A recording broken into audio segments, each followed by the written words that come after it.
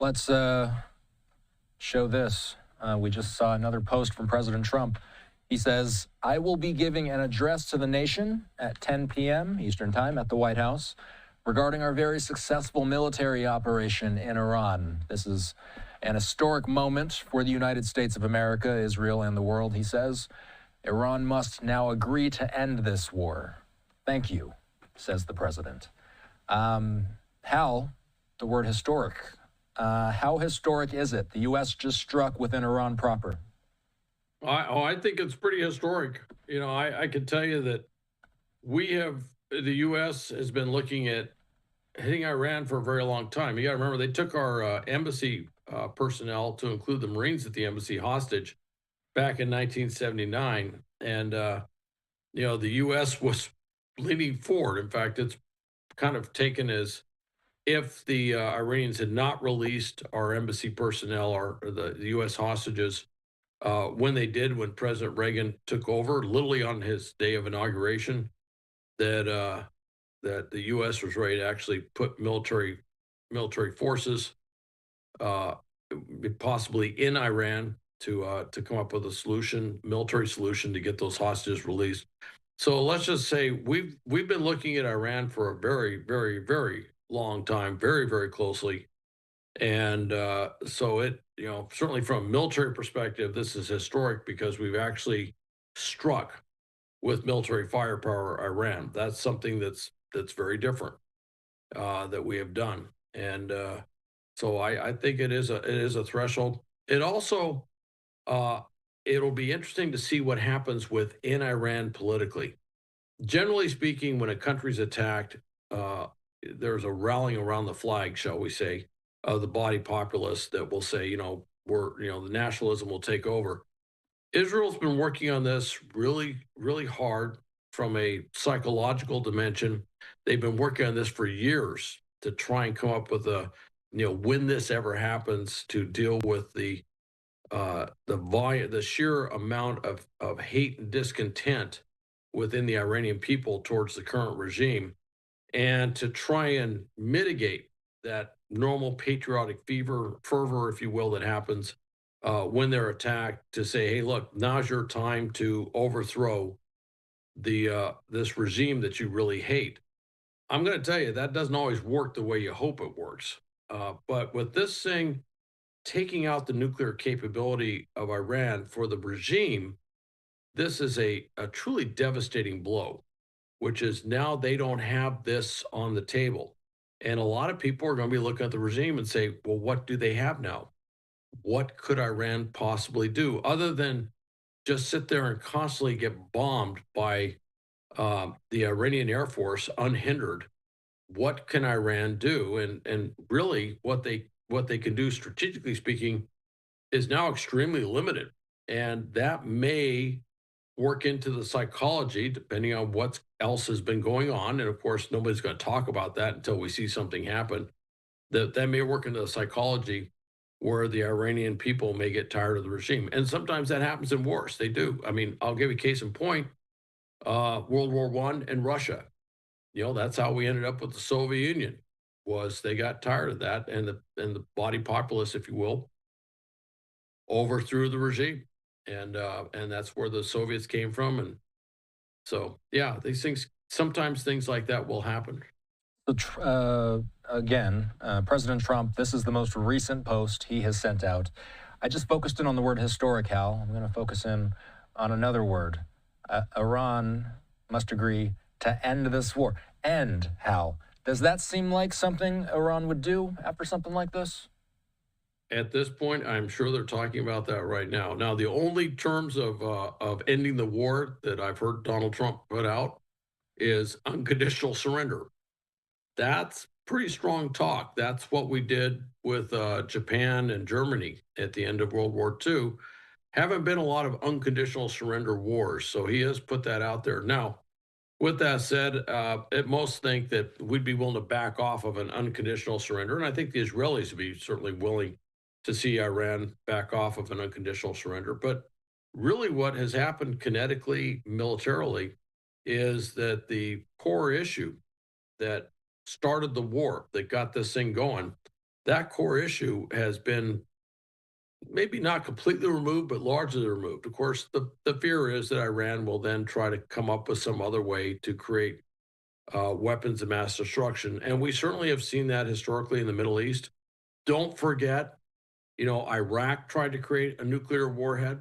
All WMD issues with 2003 aside, yes, Iraq had a nuclear facility and it had a program to try and create a nuclear an atomic bomb, a nuclear warhead, and that was something the Israelis had taken out. Syria tried to do the same thing, yet another thing the Israelis had taken out. And so there has been a history. Oh, and don't forget what Libya was doing in this regard, too. Uh, but there has been a history throughout the Middle East of countries trying to create nuclear weapons. And certainly with Iran and their persistence on this issue, most would say they're going to try and do it again. So whatever comes out of this, there's going to have to be some real ironclad guarantees that not only will Iran forego trying to build a nuclear warhead, but that there's some way to make sure they don't build a nuclear warhead. And so we'll have to see what that turns out to be. I imagine it'll be much more stringent than what you saw within the JCPOA, certainly after everything that's just took place. Is there what is the likelihood of a war at this point, a U.S. involved war? Well, there is a war.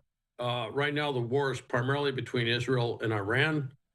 The U.S. just stepped into it. I mean, we're now a part of this because we just did a military strike in concert with Israel. All right, so we are technically part of this thing. The question really is, will this war expand as far as the U.S. role?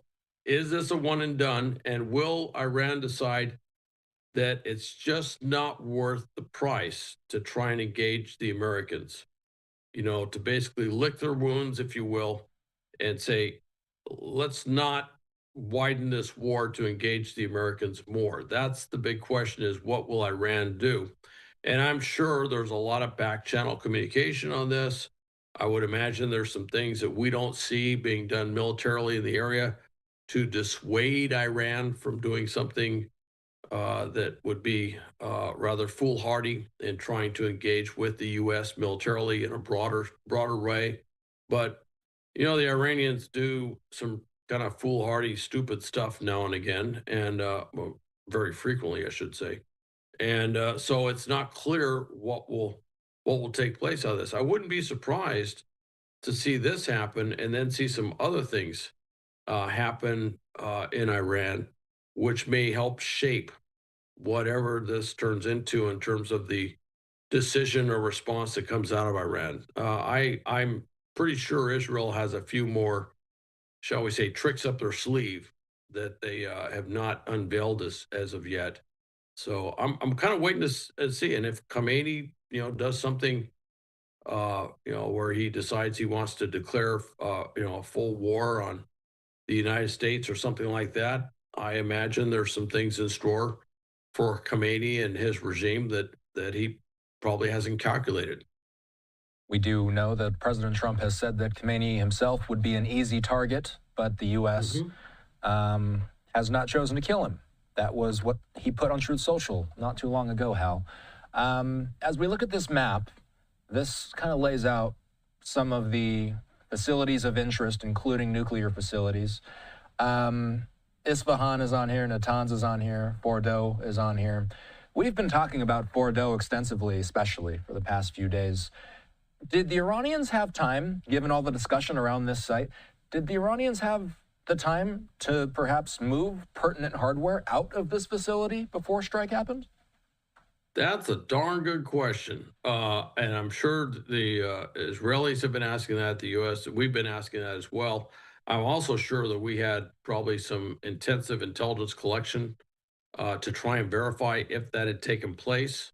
And, but, the other side too, certainly once Israel started attacking and their air superiority, which they have kind of referred to as air dominance, which sounds what we would doctrinally call air supremacy, which means they own the air, they own the skies. That if Israel was to try and, or Israel, if Iran was trying to move something that Israel could probably engage them from the air or potentially engage them with whatever assets they had on the ground to try and stop that from happening. And I would be surprised if Israel hadn't built that into their planning process. The what if, what if they try to move this here? What if they do that? That they had those plans already in place, that if they tried to move certain components to another location, that that that movement, that convoy, or whatever it is that they were trying to move those components would come under attack. So far as I can tell, that has not happened. One thing I would mention with Fordo, and this is something Iranians have to figure out, is okay, what's the danger if we try to move it? And I would say if they try to move that stuff out of there, it would have been extremely high. Once they brought that stuff to the surface, I would be surprised if it wouldn't be immediately engaged once Israel had identified that as whatever it was tied to the nuclear program, that they would hit it.